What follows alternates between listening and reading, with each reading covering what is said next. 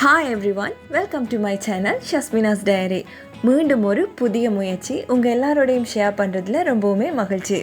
இன்றைக்கி நாம் ரொம்ப ஈஸியான சிம்பிளான டெசர்ட் ரெசிபி தான் பார்க்க போகிறோம். அதாவது வாயில் வச்சதுமே கரையக்கூடிய புடிங் ரெசிபி எப்படி செய்யலாம்னு தான் பார்க்க போகிறோம். இது ரொம்ப ஈஸியாகவே பிகினர்ஸ் கூட ரொம்ப ஈஸியாகவே செஞ்சிடலாம். இதில் எந்த வித தப்புமே வராது. இந்த புடிங் ரெசிபியை நீங்களும் கண்டிப்பாக ட்ரை பண்ணி பாருங்கள். குட்டீஸில் இருந்து பெரியவங்க வர ரொம்ப விரும்பி கேட்டு சாப்பிடுவாங்க. அந்த அளவுக்கு ரொம்ப டேஸ்டியாக இருக்கும். வாங்க இந்த புடிங் ரெசிபி எப்படி செய்யலாம்னு பார்க்கலாம்.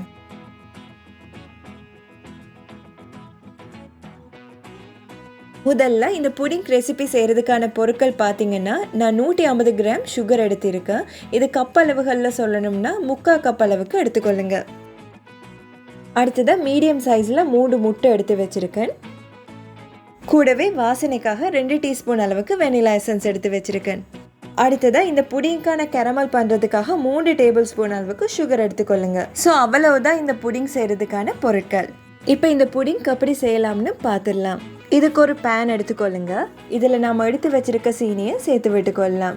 சேர்த்ததுக்கு அப்புறமா நம்ம சீனி எடுத்தோம் இல்லையா, அதே கப் அளவுகளில் தண்ணி சேர்த்து விட்டுக்கொள்ளுங்க. அதாவது அளவுகளில் சொல்லணும்னா 150 ml அளவுக்கு தண்ணி சேர்த்துக்கொள்ளுங்க. தண்ணி சேர்த்து இதை நல்லாவே கொதிக்க வச்சு எடுத்துக்கொள்ளலாம். அதாவது பார்த்தீங்கன்னா இதில் எந்த கம்பி பதவுமே தேவையில்லை. இந்த சீனி கரையிற அளவுக்கு இதை கொதிக்க வச்சு எடுத்தாலே போதும்.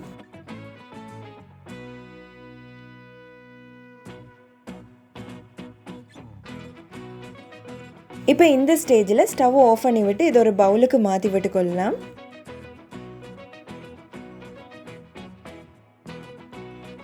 இப்போ இதை நல்லாவே ஆற வச்சு எடுத்துக்கொள்ளுங்க. இது ஆறுற இந்த டைமில் நம்ம புடிங்கான கேரமலை ரெடி பண்ணிக்கொள்ளலாம். இதுக்கு ஒரு பேனில் 3 டேபிள் ஸ்பூன் அளவுக்கு சுகர் சேர்த்துக்கொள்கிறேன். சேர்த்து மீடியம் ஹீட்டில் இதை கேரமல் பண்ணி எடுத்துக்கொள்ளலாம். அதாவது ஒரு கோல்டன் ப்ரௌன் கலர் ஆகிற வரைக்கும் கரண்டி எதுவுமே போடாமல் இதை மெல்ட் பண்ணி எடுத்துக்கொள்ளுங்க.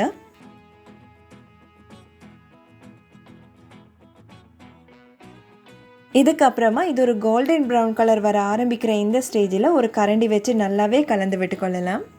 அதாவது இதை ரொம்ப கரைக்கிடாதீங்க. நம்ம செய்ய போகிற கேரமலில் ஒரு கசப்பு தன்மை வந்துடும். ஸோ இந்த கலர் வந்ததுமே ஒரு 3 டேபிள் ஸ்பூன் அளவுக்கு தண்ணி சேர்த்து விட்டுக்கொள்ளுங்க. ரொம்ப அதிகமாக சேர்த்துடாதீங்க. சேர்த்து இதை நல்லாவே கலந்து விட்டுக்கொள்ளுங்க. இப்போ இந்த ஸ்டேஜ் வந்ததுமே ஸ்டவ் ஆஃப் பண்ணி விட்டுக்கொள்ளலாம். இதுக்கப்புறமா இந்த புடிங் பண்ணுறதுக்காக நான் ஒரு ட்ரேயில் பட்டர் அப்ளை பண்ணி வச்சுருக்கேன். இதுக்காக நீங்கள் எந்த ஷேப்பில் வேணும்னாலும் ட்ரே யூஸ் பண்ணிக்கொள்ளலாம். இப்போ இதில் நம்ம ரெடி பண்ணி வச்சுருக்க கேரமலை சேர்த்து விட்டுக்கொள்ளுங்க. சேர்த்து இதை எல்லா இடமுமே இந்த மாதிரி ரொட்டேட் பண்ணி விட்டுக்கொள்ளுங்க. இப்போ இது ஒரு ஓரமாக இருக்கட்டும். இதுக்கப்புறமா நம்ம ஏற்கனவே ரெடி பண்ணி வச்சுருக்க சுகர் சிரப்போட இந்த முட்டைகளை சேர்த்து விட்டுக்கொள்ளலாம்.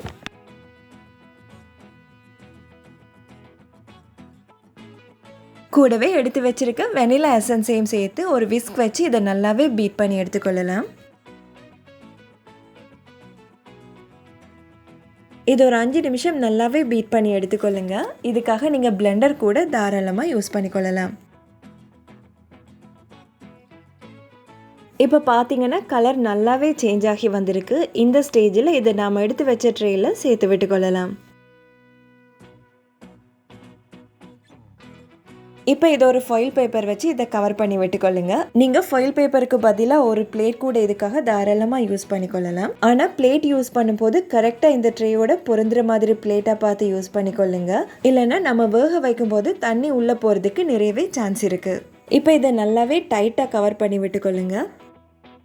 இதுக்கப்புறமா இந்த புடிங்கை வேக வச்சு எடுத்துக்கொள்கிறதுக்காக ஒரு பேனில் தண்ணியை நல்லாவே சுட வச்சு எடுத்துக்கொள்ளலாம். தண்ணி நல்லாவே கொதித்து வந்ததுக்கப்புறமா இதில் ஒரு ஸ்டாண்டை வச்சு நம்ம செஞ்சு வச்சுருக்க ட்ரேயை உள்ளே சேர்த்து விட்டுக்கொள்ளலாம்.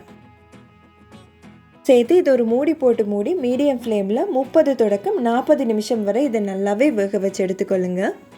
இப்போ இது ஒரு 40 நிமிஷம் ஆகிடுச்சு. நம்ம செஞ்சு வச்சுருக்க புடிங்கும் நல்லாவே வெந்து வந்திருக்கு. இப்போ ஸ்டவ்வை ஆஃப் பண்ணிவிட்டு இதை வெளியில் எடுத்துடலாம். இதை ஓப்பன் பண்ணி பார்க்கலாம். நம்ம செஞ்ச புடிங் சூப்பராகவே வெந்து வந்திருக்கு. இப்போ இதை நாம் முழுமையாக ஆற வச்சு எடுத்துக்கொள்ளலாம். உங்களுக்கு இது சில்லுன்னு சாப்பிடணும்னா இது ஆறுனதுக்கு அப்புறமா ஃப்ரிட்ஜில் ஒரு 1/2 மணி நேரம் இதை வச்சு சாப்பிடலாம். நான் ஆறுனதுக்கு அப்புறமா ஃப்ரிட்ஜில் ஒரு 1 மணி நேரம் இதை வச்சு எடுத்திருக்கேன். இப்போ இது பார்த்தீங்கன்னா நல்லாவே சில்லுன்னு இருக்குது. இப்போ ஓரங்களில் இந்த மாதிரி எடுத்து விட்டுக்கொள்ளுங்க. அப்போ தான் இது நம்ம டீமோல்ட் பண்ணும்போது இது ஈஸியாகவே வெளியில் வரும். ஸோ அவ்வளவுதான். ரொம்ப ரொம்ப ஈஸியான டேஸ்டியான வாயில் வச்சதுமே கரையக்கூடிய புடிங் சூப்பராகவே ரெடியாகி வந்திருக்கு. இது செய்கிறது பார்த்தீங்கன்னா ரொம்ப ரொம்ப ஈஸி. அதோட இது செய்கிறதுக்கு பார்த்தீங்கன்னா ரொம்ப குறைவான பொருட்கள் தான் இதுக்கு தேவை. ஸோ கண்டிப்பாக இதே மெத்தடில் நீங்களும் ட்ரை பண்ணி பாருங்கள். வீட்டில் இருக்கவங்க ரொம்ப என்ஜாய் பண்ணி சாப்பிடுவாங்க. வாழ்க்கையில் புதிய பாதைக்கான வழிக்கு தோள் கொடுத்த உறவுகள் அனைவருக்குமே மனமார்ந்த நன்றிகள். இந்த நன்றி சொல்லுதல் அப்படின்றது ஒரு பெரிய விஷயம் தாங்க. அதை விட பெரிய விஷயம் இந்த நன்றிக்கு சொந்தக்காரர்கள். ஏதோ ஒரு வகையில் நமக்கு நிறைய பேர் ஹெல்ப் பண்ணியிருப்பாங்க இல்லையா? அந்த ஹெல்ப் உரிய நேரத்தில் உரிய இடத்துல கிடைக்கிறதால அந்த ஹெல்ப்புக்கு ஒரு அந்தஸ்து வருங்க. ஸோ நன்றி சொல்றது நம்ம லைஃப்ல இருக்கிற இம்பார்ட்டண்டான ஒரு விஷயங்கள்ல ஒன்று. ஸோ அந்த ஹெல்ப் சின்னதோ பெரியதோ நன்றி சொல்ல மறந்துடாதீங்க. இந்த முயற்சிக்கான பலன் உங்க அன்பான ஆதரவும் அழகான சொற்களும் தாங்க. என்ன போல முயற்சி செய்கிறவங்களுக்கு கை கொடுக்கணும்னா உங்கள் அன்பானவங்களோட ஷேர் பண்ணுங்க, தோள் கொடுங்க. இதே போல மீண்டும் ஒரு புது முயற்சியில் முடிந்தால் சந்திப்போம். அதுவரை மகிழ்ச்சியாக வாழ்வோம், முடிந்தால் வாழ வைப்போம். பாய் பாய்.